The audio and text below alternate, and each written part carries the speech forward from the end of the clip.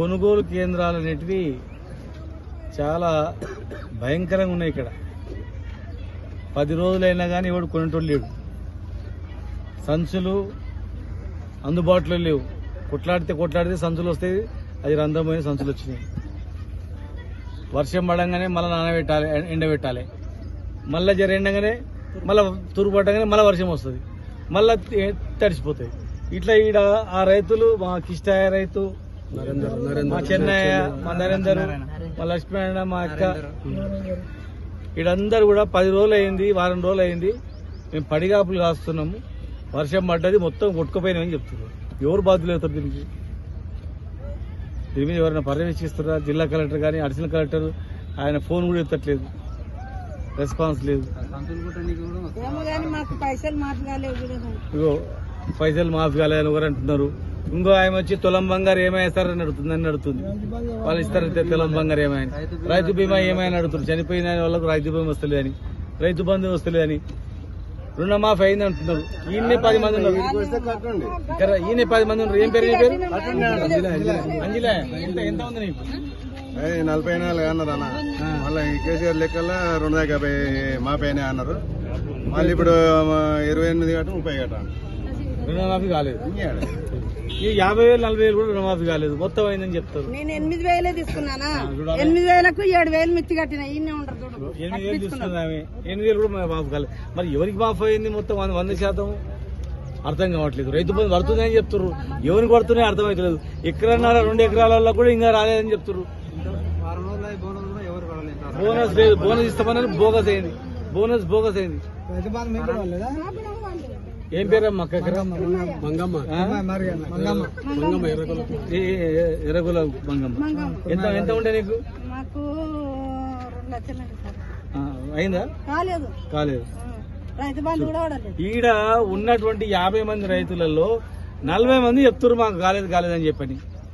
మరి ఎవరికి మాఫ్ అయింది రైతు బంధు అర్థం కావట్లేదు. బోనస్ ఎవరికి ఇచ్చినో అర్థం కావట్లేదు. ఇంత ఘోరమా?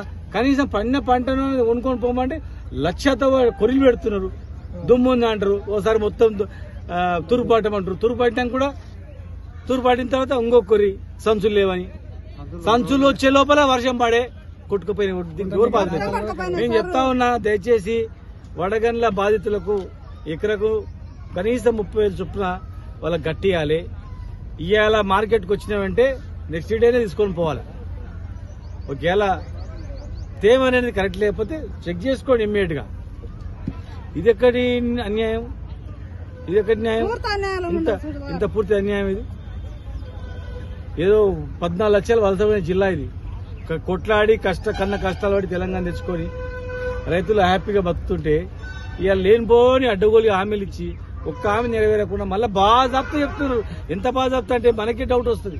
ఒరే మొత్తం రుణమాఫీ అయిపోయింది, రైతు బంధు మొత్తం పడ్డాయి అంటే మనమే బ్యాంక్ లో చూసుకునేమా అన్నట్టు, బోనస్ మొత్తం పడ్డది అని బోగస్ మాట్లాడితే కూడా నిజంగానే పడ్డదా ఏమని చూసుకునే పరిస్థితి వచ్చేసింది. ఇంత అన్యాయం అనేది ఎక్కడ లేదు. ఖచ్చితంగా రైతులు సిద్ధంగా ఉన్నారు. రుణమాఫీ ఎంతమందికి అయిందో ఊర్లలో, రైతు బంధు ఎంతమందికి పడ్డది, ఇస్తాను స్కూటీలు ఎక్కడ పోయినాయి, తులం బంగారం ఎక్కడ పోయినాయి.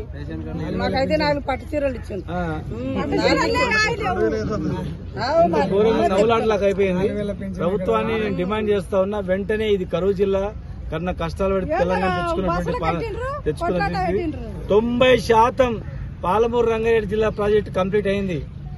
కరివేన రిజర్వాయర్ అయింది, ఉదండపూర్ రిజర్వాయర్ అయింది, ఒట్టెం అయింది, ఏదులు అయింది.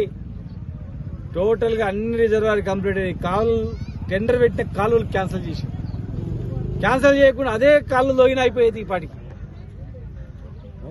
వెంటనే పాలమూరు రంగారెడ్డి జిల్లా ప్రాజెక్టు టెండర్లు విలువాలే. కాలువల టెండర్లు 90% పూర్తి అయిన ప్రాజెక్టుకు 10% పూర్తి చేయాలి. మీరు ఎవరి పేరైనా పెట్టుకోండి. మరి ఈ 3 నెలల్లోనే టెండర్ పిలిచి కంప్లీట్ చేసుకోవాలి.